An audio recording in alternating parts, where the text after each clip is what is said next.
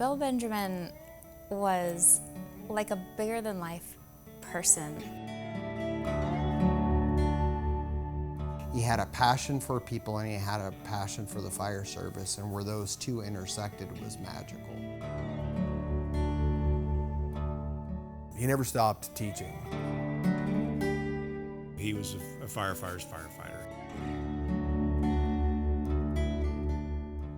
I was a new firefighter in '92 with Sam and Carl at Station 1, and there was this person that didn't necessarily fit the mold because instead of being on a 24-hour on and 48-hour shift, he seemed to be there all the time. Always in a fire department t-shirt, always present. At every fire that we had, it didn't matter if we were first or second in. This guy was standing in the middle of the street. He had his own tool. He was completely bunkered up, head to toe, holding his own hook that was personalized for him, and he was just waiting for a fire truck. And then it was a race to try to keep up with him. And he was older than all of us. I was 21 years old, and he could run circles around me.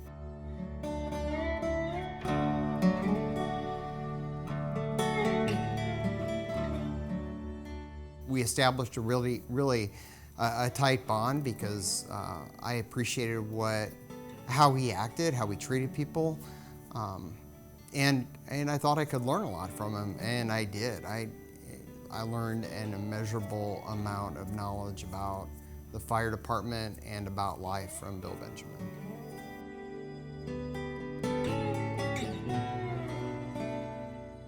In terms of a firefighter, he was a ball of energy. I have this memory of, a couple of fire scenes where his head comes, sticking out a window, and he yells out a bunch of directions to people, and then he disappears again into a big ball of smoke, and then comes bouncing out of the house. He really enjoyed the job. He was always willing to share the knowledge that he had. Even later on in life, he continued to just always share that knowledge and information.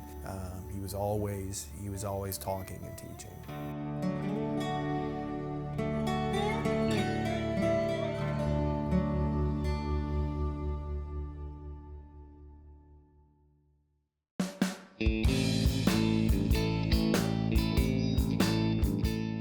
We like to refer to this profession and the calling. I think for Bill, it wasn't just the firefighting side of it, but it was the teaching side of it that was the calling as well, and he melded the two of them.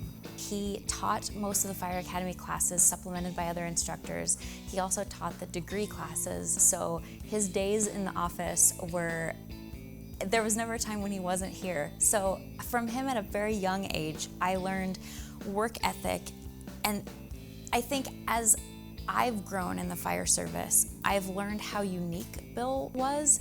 There are people who have spent careers in the fire service and didn't have a good mentor or had to look outside their organization to find a good mentor. And I was lucky enough to fall into the fire service and fall into the mentorship of Bill Benjamin.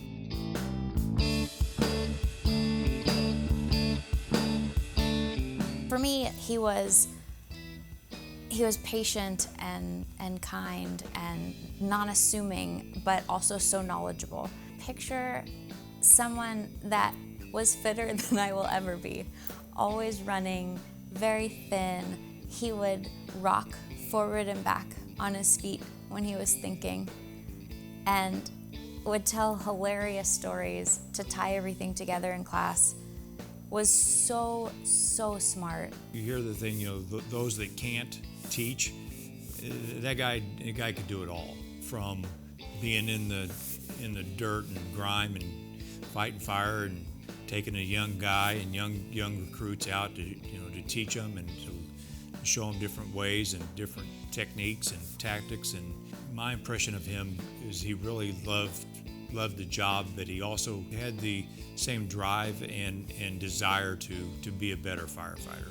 What really mattered to him was going out in the field, pulling hose, throwing ladders, and teaching the most fundamental skill. And then doing that on the drill ground with whomever until you couldn't get it wrong. Not until you got it right, but until you just could never get it wrong.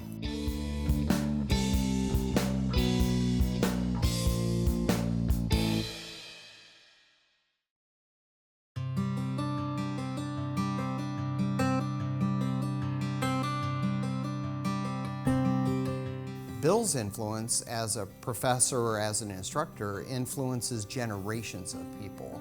And he saw that when none of us ever recognized the power of those positions in academia and on the drill ground. That's really where the magic was.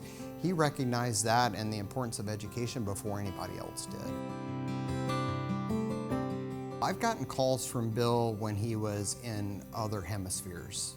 The guy, the work that he did with IFSAC pretty well took him across the world, from Dubai to London, back to the United States, and probably all 50 states. That's one little known fact about Bill, and he even though he was from, Kansas and Missouri, his influence was worldwide. The standards that the fire service now has today, many of those were because the work that Bill did.